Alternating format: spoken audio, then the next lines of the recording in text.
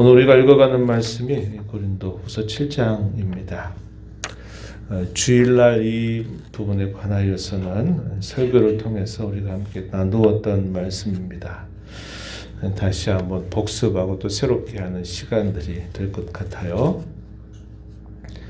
2장 13절까지 사도가 편지를 쓰자마자 설명했던 내용들은 몇 번에 걸친 방문 계획이 변경이 되었다 하는 사실이고, 마지막으로 그들에게 알렸던 대로 하지 못했던 것은 그들을 생각하는 사도의 간절한 마음 때문이다 하는 사실을 누차 이야기했습니다. 그래서 그가 고린도 교회를 짤막하게 방문을 하고 난 다음에 그 상황이 좋지 않게 되었을 때 그가 편지를 하나 썼다 그랬습니다. 오늘 우리가 읽은 본문 속에서도 표현이 되는 말인데, 소위 엄격한 편지, 혹독한 편지 혹은 권징의 편지를 썼다 그랬어요. 우리가 읽었던 말씀 중에 8절 말씀을 한번 잠시 보시면 이렇게 말하죠. 그러므로 내가 편지로 너희를 근심하게 한 것을 후회하였으나 지금 후회하지 않는다. 그 이유는 그 편지가 너희로 잠시만 근심하게 한 줄을 알기 때문이다. 편지를 쓰고 나서 사도의 마음은 그들을 위해서 쓴 말인데, 그 내용이 비교적 강한 내용을 담고 쓴 편지였습니다. 그들을 위해서 쓴 편지이긴 하지만 과연 그 성도들이 그 편지를 받아들일 만할까라고 생각할 때는 이런 생각이 든 거죠. 내가 괜히 썼나? 차라리 쓰지 않았던 것이 좋았을 걸 그랬나? 이런 생각이 들었던 겁니다. 그런데 결과적으로는 뭐라고 말하냐면 그것이 오히려 잘된 일이다 라고 이렇게 생각하게 돼요. 그렇게 한 것은 고린도 교회 성도들이 그 혹독한 편지를 받고 나서 오히려 그들의 신앙이 회복이 되고 그들이 열심을 내게 되는 그런 결과를 듣게 되었기 때문임을 말해주고 있습니다. 이 혹독한 편지를 디도 편으로 고린도 교회에 보냈다 그랬어요. 근데 그 편지를 보내고 난 다음에 계속적으로 불안한 거예요. 그 소식을 누구한테 들어야 됩니까? 디도를 통해서 들어야만 돼요. 그런데 이 디도를 만나려고 했던 곳에서 만나지 못합니다. 에베소 지역의 북부 항구 도시였던 이 드로아라고 하는 곳에서 만나기를 원했는데 이 디도를 만나지를 못합니다. 그리고 나서 이 사도와 그의 일행들이 어디로 옮겨가냐면 마게도냐 지방으로 자리를 옮겨서 복음을 전하는데, 거기에서 상당히 강한 그런 환난과 박해와 시련을 당하게 되면서 이 사도가 더 많이 위축되고 더 많이 가라앉게 되고 더 많이 낙심하게 되는 상황이 펼쳐지게 된 겁니다.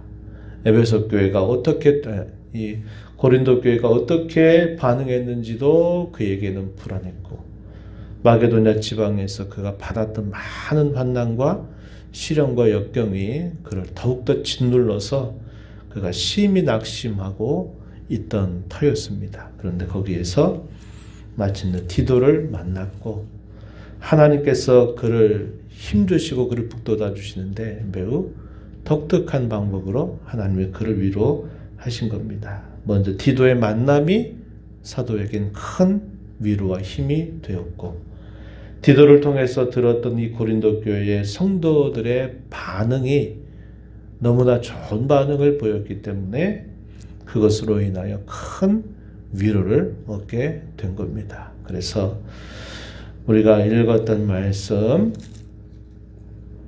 6절에서 그렇게 말하죠. 하나님은 낙심한 자들을 위로하시는 분이시다. 이렇게 또 다시 하나님은 위로의 하나님이심을 고백하게 된 것입니다.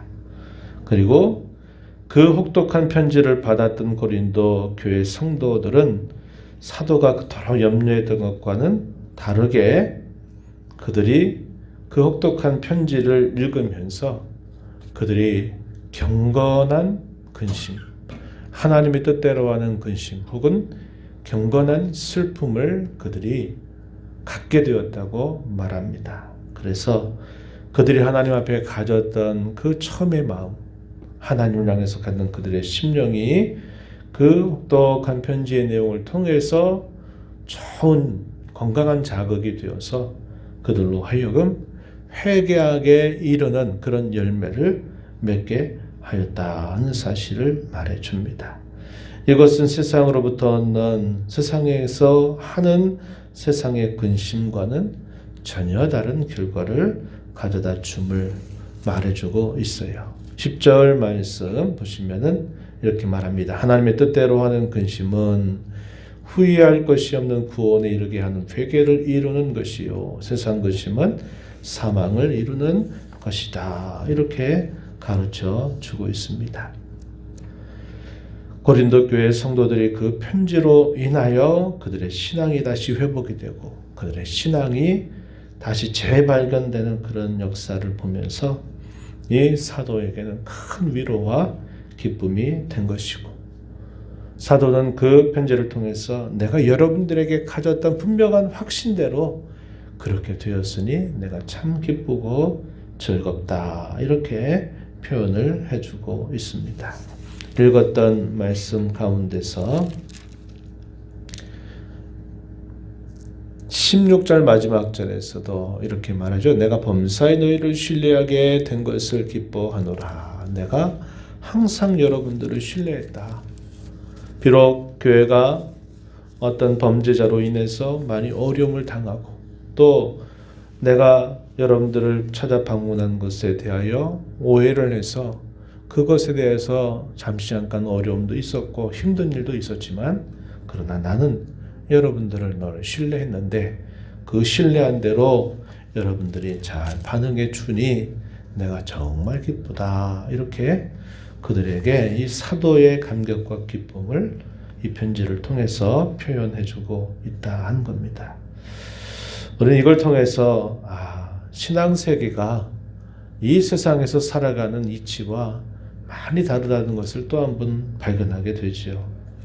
이 세상을 통해서 얻는 위로나 기쁨이 신앙세계를 통해서 우리 하나님이 주시는 그 위로와 기쁨과는 비교가 될 수 없는 것이다 하는 것을 우리는 알게 되는 겁니다. 세상에 살아가면서 염려하고 근심하는 것들이 가져다 주는 결과와 내가 하나님 앞에서 자신을 돌아보면서 경건한 슬픔을 갖고 근심하는 것이 가져다 주는 결과는 정반대다 하는 사실을 우리는 이걸 통해서 발견하게 되는 겁니다. 우리는 성도로 구원받아서 이러한 사실들을 맛보고 깨닫고 경험하고 알고 있는 사람이 된 사람들이죠. 그래서 우리는 이 세상 가운데 살아도 이 세상 사람들이 염려하고 근심하는 것 그대로 따라가서는 안 될 것이고, 이 세상 사람들이 위로다, 기쁨이다 생각하는 것을 우리도 마찬가지다 이렇게 생각하는 것으로부터 우리는 다른 생각을 하면서 살아야 될 사람들임을 꼭 기억해야 하겠다 하는 겁니다. 그래서 이 세상에 살면서도 이 세상에 속하지 않은 자처럼 우리는 살아가야 될 하나님의 자녀들이다. 이것을 우리가 배우게 되고요. 주일날에도 우리가 함께 나누었던 것처럼 하나님은 언제나 자기 백성들, 자기의 자녀들을 위로하는 위로의 원천, 위로의 셈이 되신다. 하나님께서는 때를 따라서 가장 적절한 때, 가장 필요한 만큼, 필요한 정도로 하나님은 자기의 백성들을, 자기의 자녀를 위로하시는 분이시다 하는 것을 우리가 잊지 말아야 합니다.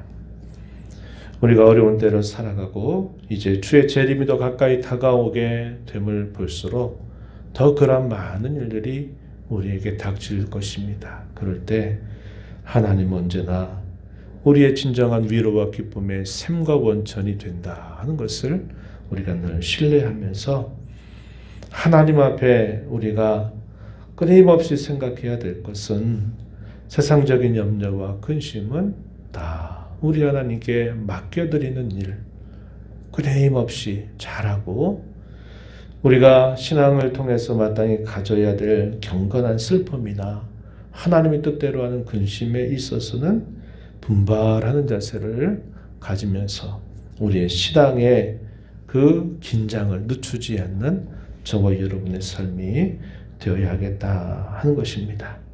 이러한 말씀의 교훈을 우리 마음에 잘 새겨서 이후의 삶을 주 앞에 살아가는 저와 여러분 모두가 되기를 진심으로 바랍니다. 하나님 아버지 감사합니다.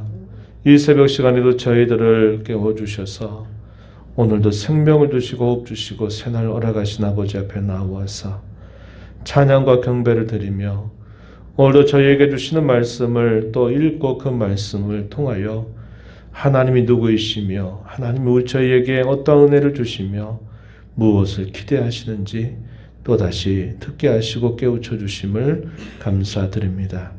하나님은 자기 백성들의 진정한 위로의 샘과 원천이 되심을 발견하게 하시고 어려운 일을 만나게 될 때일수록 더 하나님의 그런 위로의 손길을 의지하고 다른 곳으로 저희의 생각과 마음을 빼앗기지 않도록 저희들을 붙잡아 주시기를 간절히 바라옵나이다. 세상적인 염려와 근심은 다 주께 맡겨드리게 하시고 신앙을 향한 경건한 슬픔과 근심은 분발하여서 저희들의 신앙이 늘 새로워지도록 하나님께서 인도해 주시기를 원하옵나이다. 은혜의 보좌 앞에 나와서 아버지 은혜를 구하는 모든 심령들의 간구를 기울여 주시고 응답해 주시기를 바라며 예수님 이름으로 기도하옵나이다. 아멘.